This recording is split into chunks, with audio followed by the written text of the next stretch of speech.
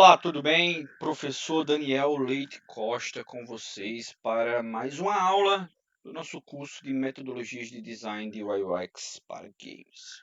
Vamos lá? Hoje a gente vai tratar de um tema que ele não está diretamente dentro da metodologia, é algo que eu pretendo corrigir, inclusive, no meu método, que é a questão sobre controles, feedbacks e sons, né?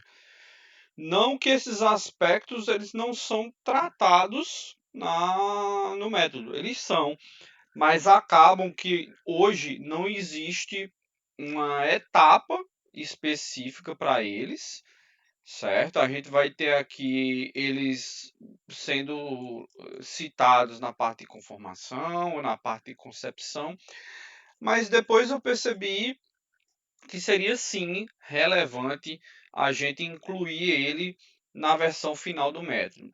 Esses aspectos estão nessa versão nova, que eu não posso mostrar, mas já estão lidados nela, mas em breve eu devo trazê-los para essa versão pública para vocês, certo? Mas aí, evidente, no nosso curso a gente vai trazer aí os aspectos para vocês entenderem a relevância desses pontos.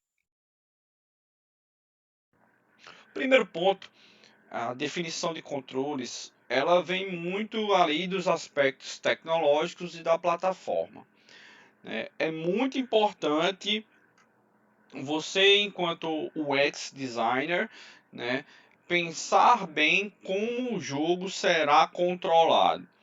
Mas, Daniel, isso não é uma discussão de game design? É também. E aí entra aquela questão que eu pontuo para vocês, que o UX designer e o game designer, eles precisam em algum momento estar em diálogo, né, conversando, alinhando para definir algumas coisas. Como, por exemplo, pode ser que o game designer traga para você um mapeamento de controles que você identifique que seu público-alvo, seu usuário, não está habituado com ele, ou que não é o melhor naquela plataforma. E aí você pode confrontar o game design e dizer, ó, cara, de acordo com as pesquisas que eu fiz com os usuários, com o padrão do gênero de jogo. Não que o game designer não faça esse tipo de pesquisa, eles fazem. Inclusive, amo vocês, amigos. Mas pode ser que em algum momento ali haja um conflito de ideias e o conflito é positivo quando feito da forma correta, né? Em busca de melhorar o projeto, de você confrontar designs diferentes para gerar a ideia ali. E aí você faz esse processo de diálogo, de discussão, né? Testando, conversando com os usuários, conversando com o game design, né? O mapeamento de controles é muito relevante. Mais importante do que isso, que é uma questão de acessibilidade que a gente vai tratar em outra aula, é de você dar opções para o seu usuário ter dispositivos de entrada diferente ou ele mapear o próprio dispositivo de entrada. Ah, mas eu quero que o usuário pule apertando o botão B. Tá, ok, beleza, é uma decisão de design, blá blá blá. Mas seu usuário, algum usuário em específico, pode querer pular no botão Y, seja por uma questão de conforto, de acessibilidade, whatever. Você tem que dar essa possibilidade, essa configurabilidade para o seu usuário. É evidente que depende de projeto para projeto.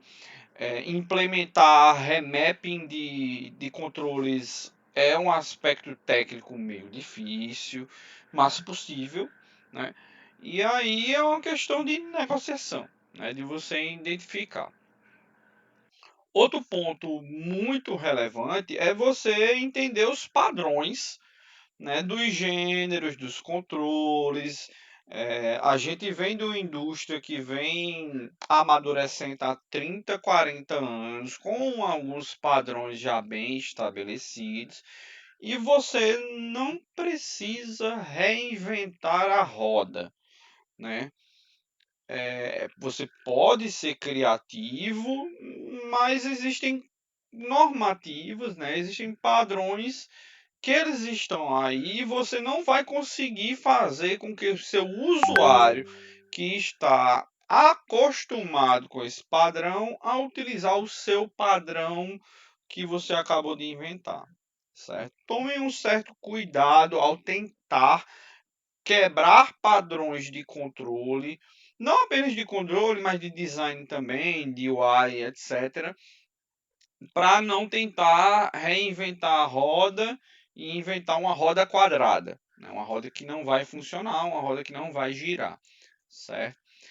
É importante também nós estarmos sempre atentos ao design de múltiplos feedbacks, né? A multiplicidade de feedbacks é um tema da usabilidade não apenas em jogos, mas de interfaces como em geral, de você dar sempre a possibilidade do usuário ter mais de um feedback em relação às ações dele.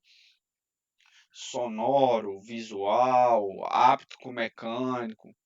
O ideal é que você consiga dar ao usuário essa possibilidade e também configurar esses feedbacks. Um som um pouquinho mais alto, um som um pouquinho mais baixo, a vibração do controle um pouquinho mais intensa, um pouquinho mais tênue. A partir do momento que você dá ao usuário essa liberdade, o usuário se sente mais com a mão no controle, literalmente, né? Ele controla o jogo e controla como ele interage com o jogo. E isso acaba sendo muito relevante para a qualidade da usabilidade do teu jogo, né? Da tua interface e da tua experiência. Outro ponto que muitas vezes é negligenciado no trabalho de UI UX, né, é o trabalho de som e sound design, né? Às vezes o UI UX ele está ali preocupado na interface, no visual, aí às vezes ele tem uma preocupação no controle e o som fica ali negligenciado. Tem uma área de som no estúdio, vai ser contratado um cara só para isso. O ideal é que nós que desenvolvemos essa experiência, nós também estejamos envolvidos nisso, porque nós precisamos pensar os feedbacks sonoros, que experiência esse áudio faz. E aí eu resgato lá a questão do Dead Space, que eu pontuei que ia usar sempre como exemplo. Veja que o sound design de Dead Space é um dos sound designs mais premiados da indústria. Desde o original, inclusive essa versão nova do remake também. O desenho de som do jogo, ele é focado na experiência, né? Você vê que os sons não tem música, o jogo praticamente não tem música, é um jogo silencioso. Você nota que os sons eles têm volume bem altos, né, para criar aquela quebra do silêncio e quando você chuta uma lata que está no chão, você já se assusta. O jogo tem diversos ruídos para lhe causar tensão, né? O sound design ele contribui muito, é um aspecto muito relevante para criar experiência, né? E é importante nós, enquanto UI UX designers, estarmos envolvidos nisso. Além, é evidente, né, do desenho de feedbacks, de pensar os feedbacks para as respostas, né?